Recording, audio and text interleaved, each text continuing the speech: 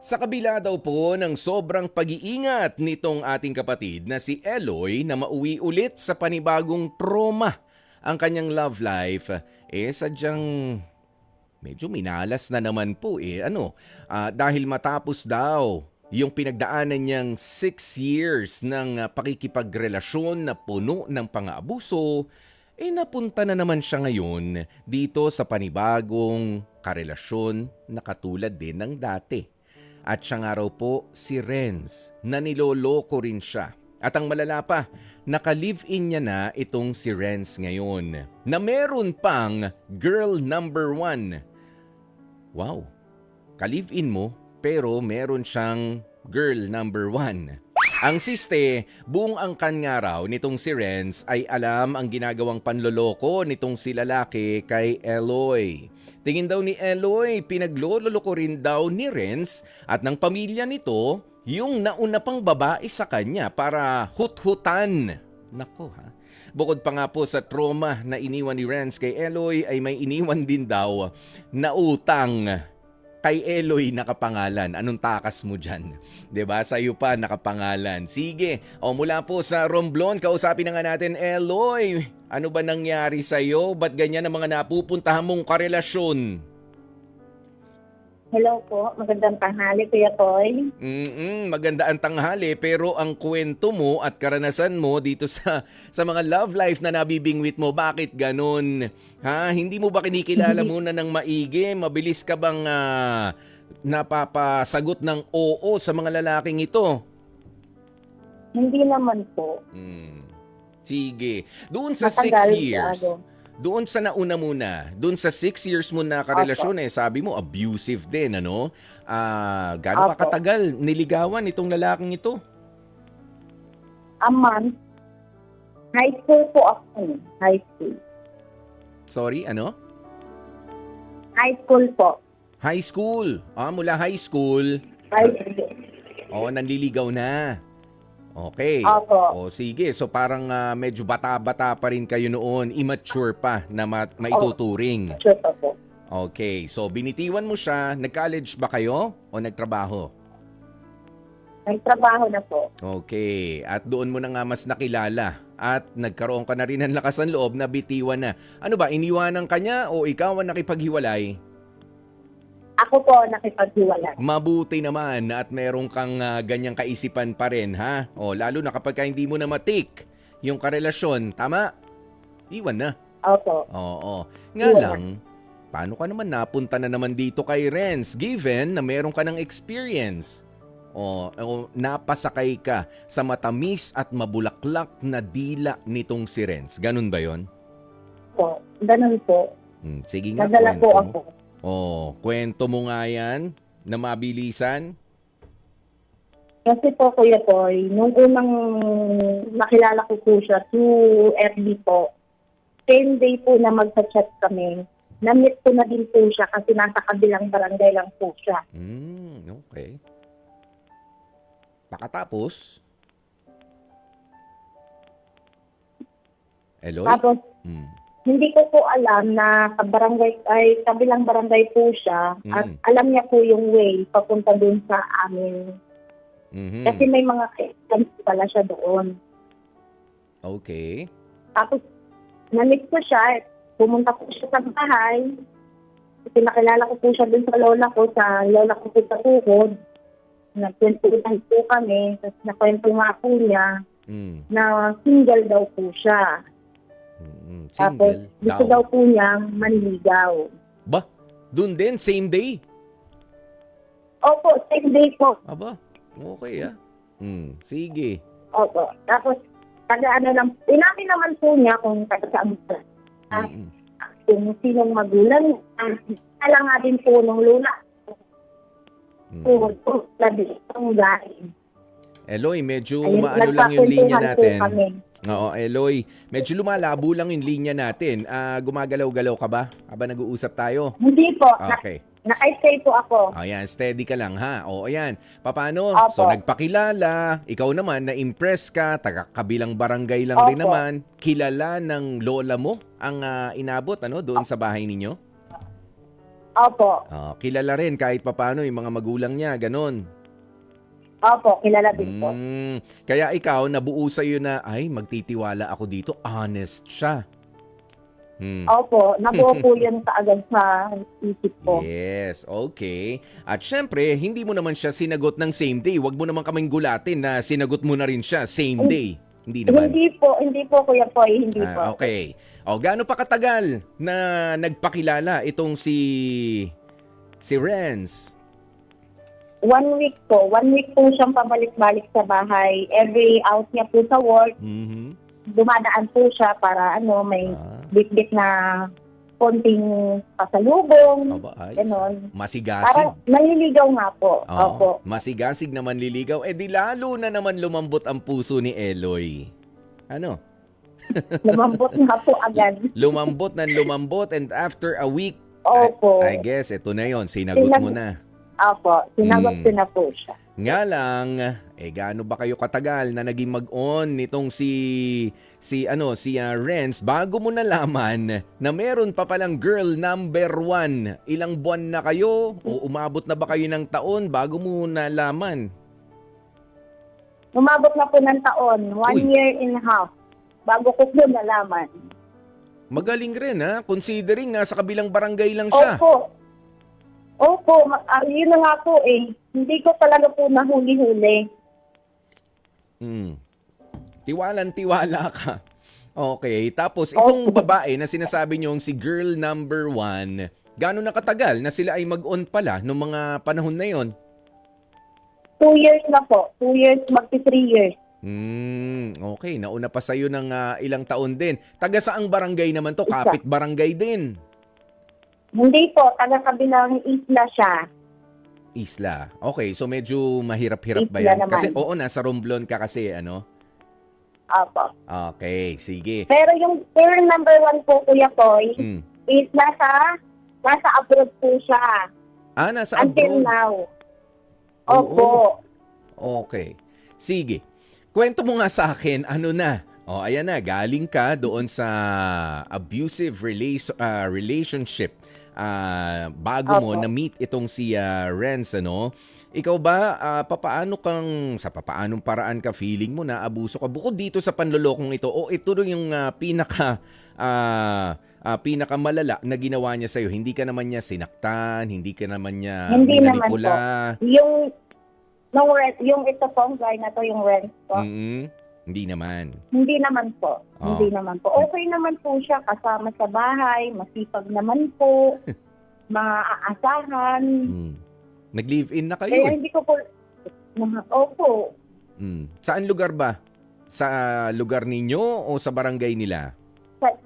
Sa barangay po namin. Okay. Pero napupunta po ako dun sa barangay nila, kahit sa bahay po mismo nila, kasi pag in-invite po kami, napunta po kami. Okay.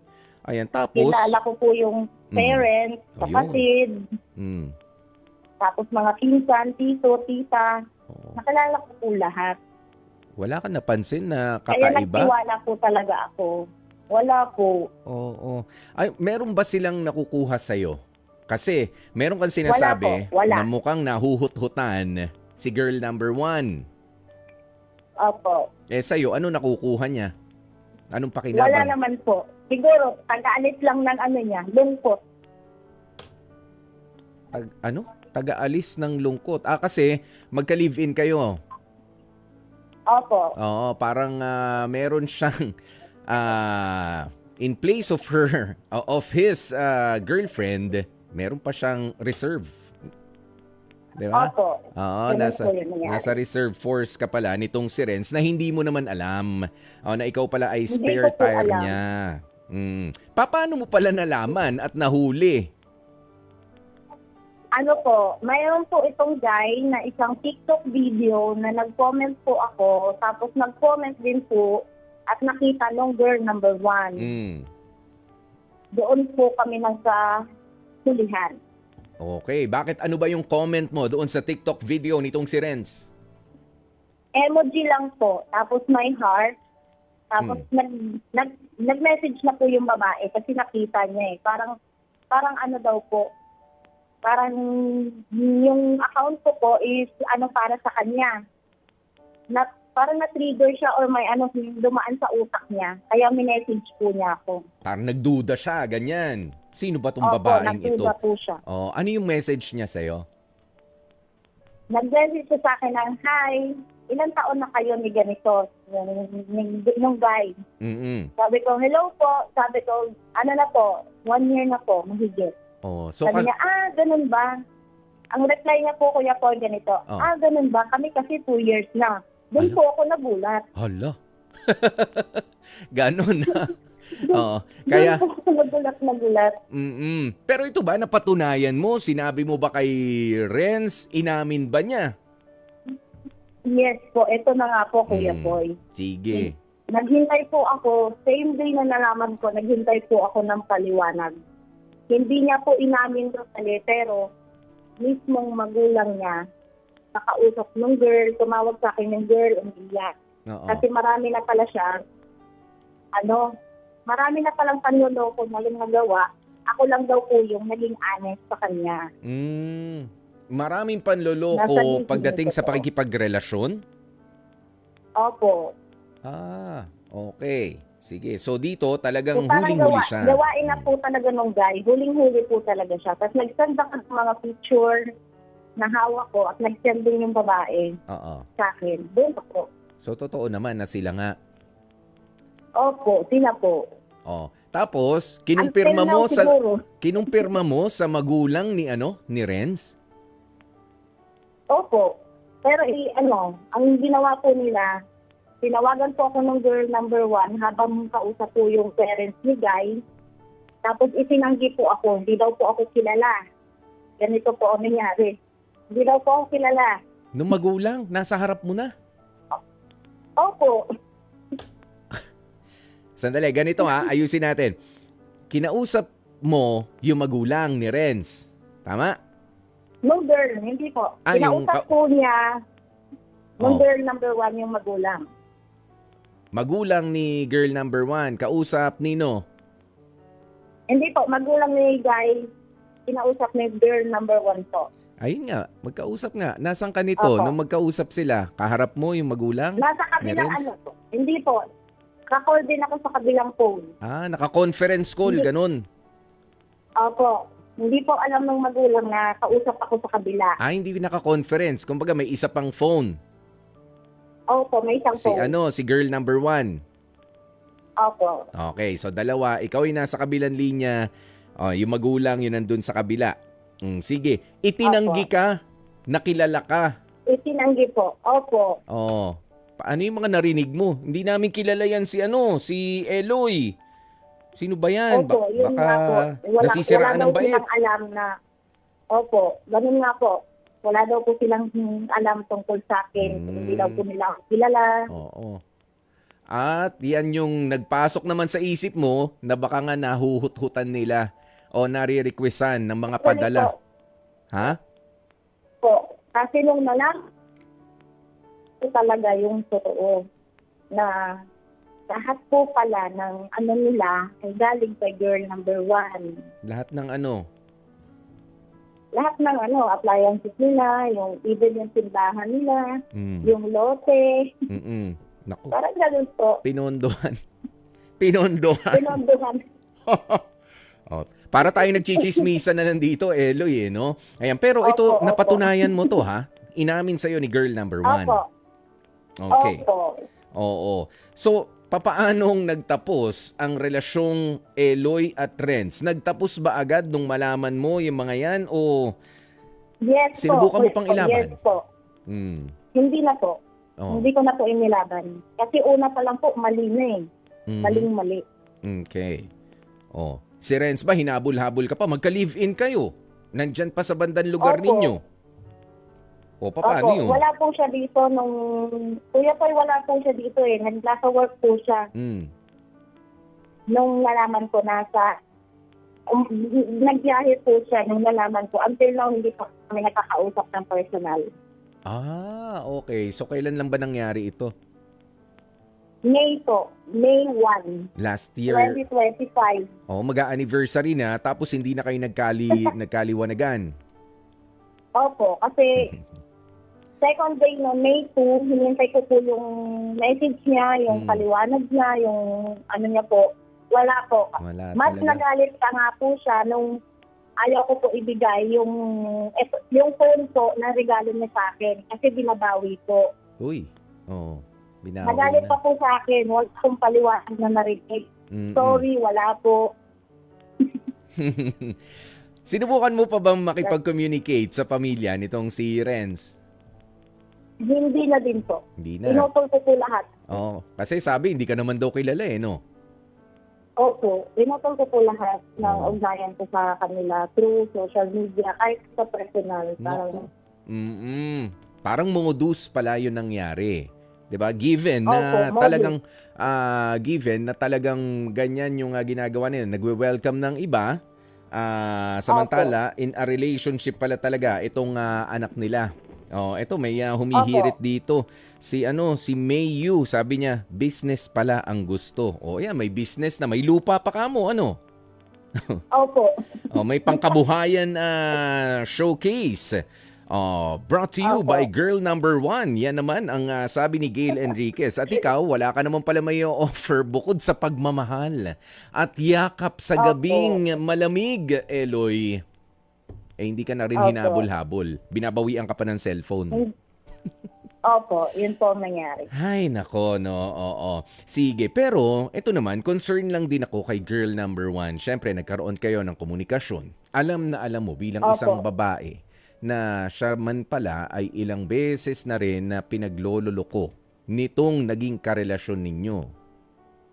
Ano ba? Pinayuhan mo ba siya? Sinabihan mo ba na... Opo. Kami, after.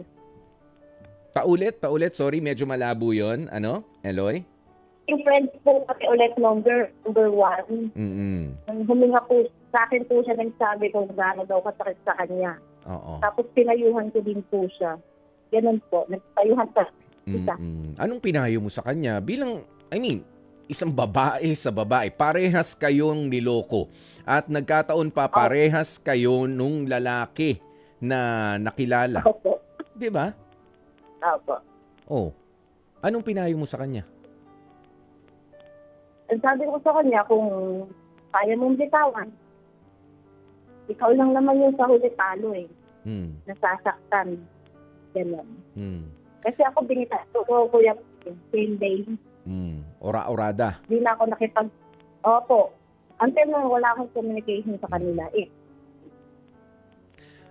Tapos, ang sabi mo kanina, para may nabanggit ka na hindi mo alam kung sila pa rin. Nagpapaloko pa rin. Opo, ganun. Binigyan daw po niya ng chance. Open po yung girl sa akin. Oh. Binigyan daw po niya ng chance. Pero, siya. Kasi may kalibig wala dito sa Romblon. May kalibig ulit. May ka-live-in ulit.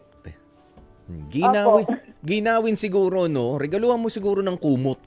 Oo, kasi baka kailangan lang naman na makakayakap sa gabi kapag malamig, di ba? Kumot ang hindi ka live-in. Hindi live-in partner ang pinaghahanap habang pinaglalaruan mo yung damdamin ng isang tao. Pero ganun po yung guy. pero ikaw naman yung tipo na hindi ka na para magpakalat pa ng chismis na huwag kayong magpaloko dyan. Hindi na. Kasi Hindi po. sa ngayon kasi hindi ka naman din sigurado kung sila pa ba nung si Girl Number 1 na naging friends kayo. Would you know kung may paraan ka ba para makipag-communicate sa kanya para wala na ring mali siya? 'Di ba? Kung nakikipag-live-in man ngayon, para walang mali siya, hindi na kami. Legit na 'yan, yung pakikipag-live-in niya. Opo. 'Di ba? Mas maganda alamin mo rin 'yun. Pero kung hindi at nakikita mo na meron ka live-in, friend, itong naging boylet natin noon, itong naging boyfriend natin pareho, meron na naman dito. Sinasabi ko lang, heads up lang sa'yo. Alam po niya, Kuya Poy, kasi yung girl mismo na live-in ngayon, nag-message sa kanya. Ay. Na sigilan na daw yung guy kasi sila na nga po. Matapang yung nadampot niya ngayon. Opo. Paano yung mga naipundar na mga appliances? Walang bahuyan yun. Syempre, Hindi, resibo. usapan na po yun nila. Labas na po ako dun. Oo nga. Sige. Pero alam mo, no, ito, meron lang, may tanong itong si Gail. Ang sabi niya, gaano ba kagwapo itong si Renz? At parang ang daming naloloko. 'Di ba pagkatapos mo, hindi pa rin siya tumigil. Meron na naman siyang, sabi mo nga, nakita na ka-live-in ngayon. Ano nga bang itsurahan nitong si Renz? Maapil po, Kuya Paul, kung maapil. Matangkad din, malaki pangangatawan. Ito ba yung laki ng pangangatawan na nagbubuhat-buhat o ito yung katawan na parang si Kuya Poy na kutsara at tinidor ang binubuhat? Nagbubuhat-buhat po. Nagbubuhat-buhat po. Kasi ang trabaho niya po dito dati is bato marmol . Oh. Batak po sa trabaho. Ayusin mo yung bato ha, hindi bato, marmol. Oo, kasi pagka Marmol. bato baka maaakalain involved sa drugs pa yan si Renz. Sige. Eto meron lamang tayong caller magbibigay ng kanyang reaksyon mula sa Maragondon, Cavite, si Trani. Sige Trani, magandang tanghali sa'yo. Hello po, magandang tanghali po. Ano mabibigay mong reaksyon dito sa ginawa nitong si Eloy? Hindi niya alam na siya pala ay niloloko at umabot ng 1 year and 6 months. Pero nung malaman niya, kinalkal niya yung katotohanan. Kung legit, nung malaman talaga, bumitaw na rin. Tama na. Kuya po, okay yung ginawa niya. Like, buti na lang nasauhan siya. Tsaka iniwalayan niya agad yan. Parang hindi siya nag-think twice. Hindi niya pinairal yung nararamdaman niya. Ganon. Mas inisip niya yung kung anong pwede pang mangyari. Parang ganon. Kaya po nakakatawa lang kasi grabe naman tong lalaking to. Sobrang gwapo ba nito? Parang gawin niyang mga yan. Parang ang dami niya nang naloloko. Tapos, Yes. yun din, Kuya Poy, parang ang pagkakaintindi ko po is sinabi kasi ni Eloy dun sa unang girlfriend neto ni Renz yung nangyari, di ba? So parang nakakatuwa lang, Kuya Poy, kasi parang concerned din siya doon, ganon. So nakaka-proud lang as babae din, ganon. Yes. Yun naman din yung pinupunto natin kanina, di ba? Lalo na kung hindi naman dapat laging mag-away. Unawain muna yung sitwasyon. Parehas pala kayong niloloko, nagkahulihan. Di ba? Bago kayo mag-agawan, Kuya Poy, intindihin nyo muna. Baka meron din kayo maitutulong sa isa't isa. Trani, maraming salamat sa pagtawag. sige po, maraming salamat po. Yon. At syempre yan nga po si Trani mula sa Maragondon, Cavite. Diyan pa siya nakikinig, ano? Pero yun nga yung pinupunto natin kanina dito, no? Nung malaman na parehas pala tayong niloloko nitong taong ito, not necessarily pagtulungan natin siya na mabalikan, iayos natin yung mga hindi pala nagkakaayon na mga katulad niyan, karelasyon din pala ako. Nung nalaman nilang ganun, ay kailan ka ba? Kailan ka rin? Ganoon. Pero bilang mga babae, 'di ba, nagdamayan sila. Hindi para ibagsak yung isa't isa, kundi nagdamayan para sabihin na tama na. Sige, aalis na ako sa eksena. Ikaw rin, mag-iingat ka. Mukhang ganyan na talaga siya at pamilya niya. Kasi nga hindi lang naman para malakas na ang loob nitong si lalaki na si Renz dahil may support pa sa pamilya. Pero meron din naman akong punto para sa ganitong klase. Kayo naman, kung meron kayong mga kamag-anak, mga kapamilya na gumagawa nito, wag naman na kayong para nakikipagsabwatan pa. Alam nyo na merong mga pinaglalaroang emosyon. Alam nyo na merong mga nasasaktan na puso. Sa isang pamilya, hindi naman mabubuo yan kung walang ina, walang ama, walang babae, walang lalaki na miyembro. Makikisama pa kayo sa panloloko ng isa ninyong kaanak para lang manghuthot, mag-take advantage, manamantala doon sa pinaglalaruan nilang damdamin? Huwag ganun. 'Di ba? kasama sa ating responsibilidad bilang pamilya yung bang maayos na pakikitungo sa ibang tao at yung mabuting asal. Katulad nito, 'di ba? Ang sabi mo, Eloy, kanina, naririnig mo na itinatanggi ka, hindi ka kilala nitong mga magulang bigla. Samantala nandun ka, pumupunta ka naman talaga sa bahay nila. Oh, at ikaw ang girlfriend ang pakilala. Pumupunta din po sila. Pumupunta rin sila sa bahay ninyo. Ko. Pero Opo. nung magkaipitan, hindi ko kilala. Nilaglag po ako kasi wala po silang makukuha sa akin. Yan. So, Yun po sige. yung point. Yes, oo, yan yung pinakapunto nga dyan, ano? O ito, sabi ni Opo. Helen Dizon, tama lang yung ginawa mo. May makikita ka pang higit sa lalaking yan. Hayaan na ang karma. Makakarma rin ang pamilya ng lalaki na manloloko na yan. Sige, ang pangit lang pakinggan, ano? Ayan, pero yun nga, may dito may nagsasabi, may nagko-comment, pamilyang scammer, 'di ba? Pinakikisamahan mo pa yung ganoon. Tapos pagka nagkahulihan, nagkaipitan, ang sasabihin ng magulang, napakabait pong Hindi bata siya kilala. niyan eh, 'di ba? Napakabait. Kaawa-awa naman. Hindi niya po deserve 'yan. Ginawa niya lang dahil ganito, dahil ganyan. Lagi na po namin nakikita 'yan. Sumikat na po yan sa TV, nga lang sa mga police report. 'Di ba? Kapag ka nagkakahulihan, nakatalukbong yung muka, nakaposas, at talaga namang kahiya-hiya yung mga eksena. Kaya kung may niloloko yung inyong mga kakilala, kaibigan, pangit na nga na tayo ay manloko sa pera. Paglalaruan mo pa yung emosyon na hindi naman masusukat ng pera. Kaya naman, Eloy, meron ka bang mensahe para dito kay Renz? At sa pamilya niya na rin, na tinutulungan pa rin siya sa kanyang panloloko doon sa kanyang si girl number 1 na nasa ibang bansa. Go ahead, Eloy, bilang isang babae. Sana po, sa pamilya niya, sana hindi na maulit. Sana hindi na siya suportahan sa mga ganong gawain. At bahala na po yung Diyos sa kanila. Panahon na lang po makakapagsabi. Eloy, Wala na po ako masasabi. Maraming salamat. Ikaw ba? Kasi may mag-iisang taon na rin. Bukas ka na rin ba para makakilala naman ng iba pa mga makakarelasyon o hindi na muna? Hindi na muna. Pahinga na muna. Nadalawahan ka, Eloy, ha? Pahinga na muna. Nadalawahan ka. Hindi na po. Siguro pag darating naman po yan pag para sa'yo. Hindi ko na po muna hanapin. Yes, ang Hindi ko lesson. na hahanapin. Yes, ang lesson din talaga dito, Eloy, is dapat ikaw ay naglalaan ng tamang panahon para kilalanin muna yung isang tao.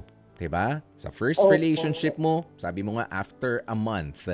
O sige, given medyo sabi mo high school pa kami noon 'di ba? Na mag-umpisa pero tumagal siya yung relationship ninyo. Nga lang itong isa 1 week lang, sinagot mo na, nagtuloy-tuloy ang kilig. Opo. Nga lang meron palang itinatago na kahindik-hindik na sikreto. 'Di ba? Mas kilalanin muna ang isang Opo. tao bago ibigay ang iyong matamis na oo. Huwag magmamadali. Opo, kuya.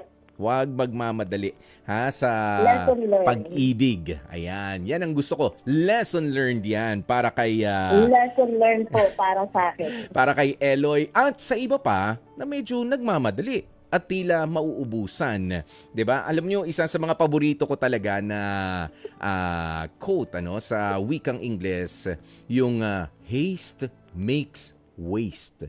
'Di ba?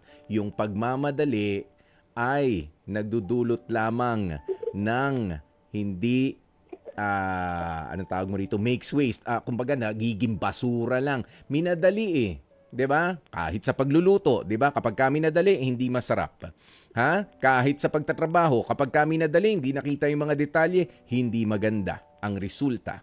Ganun din sa pag-ibig. Kapag kami nadali, kasi nandito na, Kuya Poy, nandito na, sayang. In love na ako minadali. Ganyan ang nangyayari. mapait at hindi matamis yung pangako ng pag-ibig. 24 minutes makalipas ang 12:00. Yan po ang kwento ni Eloy dito sa H2H Confessions. Mga kapatid, dito tayo sa totoo. Dito na tayo sa True FM. Mag-subscribe at mag-follow na sa social media accounts at True Network PH sa FB, Instagram, X na dating Twitter, YouTube, TikTok, and podcasts.